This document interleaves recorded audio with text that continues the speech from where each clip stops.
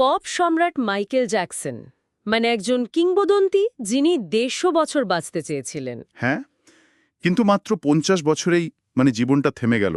আজ তো ২৫শে জুন, তার চলে যাওয়ার দিন। ভাবলাম তার ওই অবিশ্বাস্য জীবন পরিকল্পনা আর তার যে অবাক করা শেষটা, সেটা নিয়েই কথা বলি। আমাদের কাছে একটা সূত্র আছে, বেশ বিস্তারিত। দেখা যাক।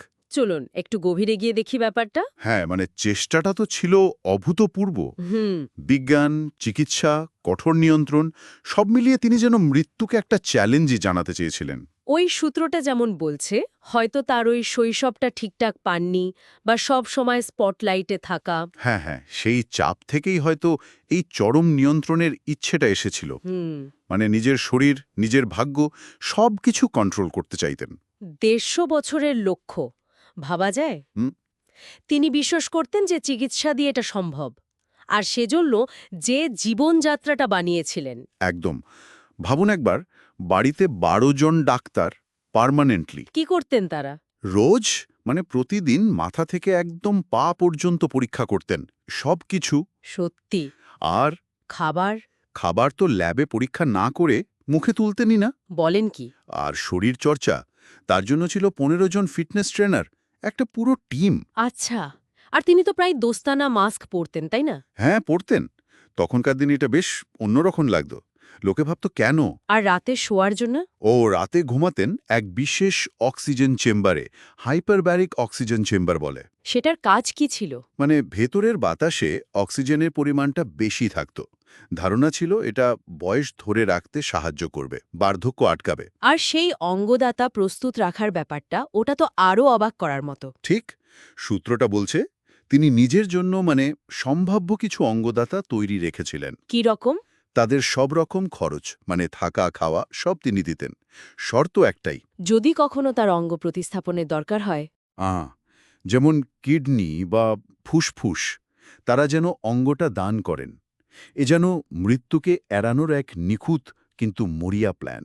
এত আয়োজন, এত সতর্কতা, হুম কিন্তু শেষ রক্ষা তো হল না। ২০০৯ সাল ২৫শে জুন, মাত্র ৫০ বছর বয়স। হ্যাঁ, হার্ট অ্যাটাকে মারা গেলেন। এখানেই তো জীবনের সবচেয়ে বড় পরিহাসটা। তাই না? একদম। আর সবচেয়ে দুঃখের কি জানেন? কি? মৃত্যুর সময় তার বাড়িতে ডাক্তাররা ছিলেন, উপস্থিত ছিলেন। থেকেও বাঁচাতে পারলেন না? না, লস অ্যাঞ্জেলেসে সেরা ডাক্তারদের আনা হয়েছিল, কিন্তু সব চেষ্টা ব্যর্থ। সেই ১৫০ বছরের সাজানো স্বপ্নটা। হ্যাঁ, এক মুহূর্তে শেষ। মানুষের সব পরিকল্পনা যে প্রকৃতির কাছে কিছুই না, সেটাই যেন দেখিয়ে দিল। তার মৃত্যুর খবরটা তো কি বলবো, দাবানলের মতো ছড়িয়েছিল। সে এক সাংঘাতিক অবস্থা। টেকনোলজি দুনিয়া যেন থমকে গিয়েছিল। উইকিপিডিয়া, টুইটার, AOL মেসেঞ্জার সব ডাউন প্রায়। গুগলের সার্ভারও তো ক্র্যাশ করেছিল শুনলাম। হ্যাঁ, ভোকে নিজেরাই বলেছে একসাথে প্রায় ৮ লক্ষ লোক মাইকেল জ্যাকসন লিখে সার্চ করছিল। তাদের সার্ভার ২.৫ ঘন্টার জন্য বসে যায়। ভাবা যায়? অবিশ্বাস্য। আর তার শেষকৃত্য?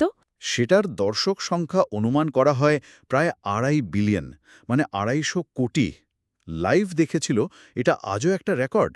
মৃত্যুর পরেও তার প্রভাব একটুও কমেনি। অ্যালবাম বিক্রি তো আবার একদম শীর্ষে।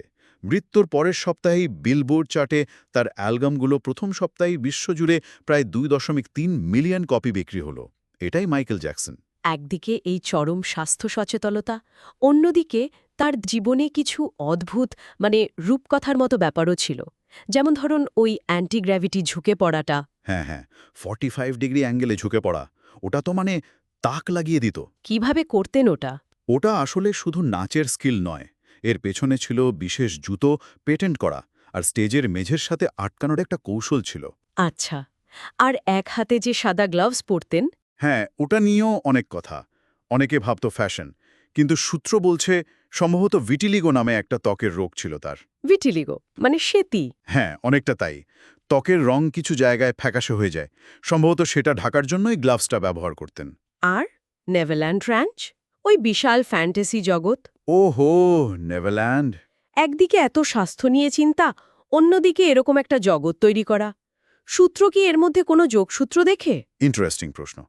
সূত্র অনুযায়ী জ্যাকসন নিজে বলতেন বা মনে করতেন যে খ্যাতির জন্য তিনি তার শৈশবটা ঠিকমতো পাননি। হ্যাঁ, সেটা শোনা যায়। তাই ডিজনিল্যান্ডের মতো করে তিনি ওই বিশাল নেভারল্যান্ড র্যাঞ্চ তৈরি করেন।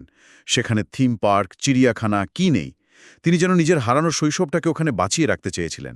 একদিকে শরীরকে নিয়ন্ত্রণের চূড়ান্ত চেষ্টা, অন্যদিকে কল্পনার জগতে পালানো। হ্যাঁ, ঠিক। দুটোই হয়তো কঠিন বাস্তব থেকে দূরে থাকার একটা পথ ছিল তার কাছে। আর তার প্রিয় সঙ্গে ছিল নাকি এক শিম্পাঞ্জি, বাবলস। হ্যাঁ, বাবলস। ওকে প্রায় মানুষের মতোই দেখতেন। জামা কাপড় পরাতেন, পাশে বসিয়ে খাওয়াতেন। খুবই অদ্ভুত সম্পর্ক ছিল। তাহলে এই পুরো জীবনটার দিকে তাকালে কি মনে হয়? একদিকে সাফল্যের একদম চূড়া, 150 বছর বাঁচার প্ল্যান। অন্যদিকে গভীর একাকিত্ব, মৃত্যু ভয় আর এই সব অদ্ভুত খেয়াল। হ্যাঁ, সূত্রটা এই জীবনটাকে একটা জাদুকরী ট্র্যাজেডি বলছে। মানে ম্যাজিকের মতো সাফল্য, কিন্তু ভেতরে ভেতরে একটা বিষণ্ণতা, একটা ট্র্যাজেডি। সাফল্যের আলোর নিচে যে মানুষটা ছিলেন, তিনি হয়তো সারা জীবন নিজের ভেতরের একাকিত্ব, নিজের দ্বন্দ্বগুলোর সাথেই লড়ে গেছেন। তার গল্পটা এটাই মনে করায় যে জীবনকে আমরা যতই নিখুঁত ছকে ফেলতে চাই না কেন, শেষ পর্যন্ত হয়তো তার গতিপথটা আমাদের হাতে থাকে না। যেমন ওই সূত্রটার শেষে লেখা আছে না, কোনটা? কৈশের অহংকার, কিসের গর্ব, একদিন শূন্য হাতে খালি পায়ে পৌঁছে যাবেন মৃত্যুর কাছে। এই চরম সত্যিটাই হয়তো মাইকেল জ্যাকসনের জীবন আমাদের চোখে আঙুল দিয়ে দেখিয়ে গেল। সত্যিই তাই। 150 বছরের লক্ষ্যমাত্রা, আর শেষটা মাত্র 50-এ। এই বৈপরীত্যটা অনেক কিছু ভাবায়। একদম। তার গল্পটা আমাদের জীবনের অনিত্যতা, আমাদের নিয়ন্ত্রণের বাইরের শক্তি, এসব মনে করিয়ে দেয়। আর একটা প্রশ্নও রেখে যায়, তাই না? ঠিক। জীবনের সার্থকতাটা আসলে কিসে? শুধু দীর্ঘ জীবনে, বা প্রচুর টাকায়, বা নিখুঁত পরিকল্পনায়? নাকি মানে অন্য কিছুতে? হ্যাঁ, নাকি এর চেয়েও গভীর কিছু আছে? হয়তো সম্পর্ক, বিশ্বাস বা ছোট ছোট মুহূর্তগুলো, সেগুলোর মধ্যে। এই প্রশ্নটা মনে হয় আমাদের আরও ভাবাবে।